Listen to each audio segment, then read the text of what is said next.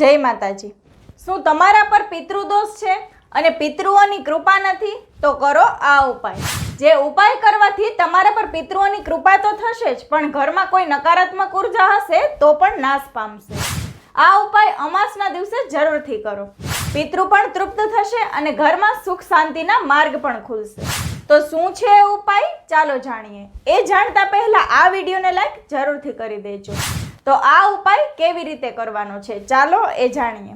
એક માટીના કોડિયામાં ગુગળ, સરસવ, કપૂર અને એક છાણાનો ટુકડો આ માટીના કોડિયામાં મૂકીને તેનો ધૂપ કરો અને અમાસના દિવસે રાત્રિના સમયે આ ધૂપ આખા ઘરમાં ફેરવો। ત્યાર પછી તેને દક્ષિણ દિશામાં રાખી દેવાનો છે। આ ઉપાય દર અમાસના દિવસે કરવાથી પિતૃ તો શાંત થાય જ છે, પણ સાથે ઘરમાં સુખ સમૃદ્ધિ પણ આવે છે અને કોઈ પણ નકારાત્મક ઉર્જા હશે તો એ પણ નાશ પામશે। જય માતાજી।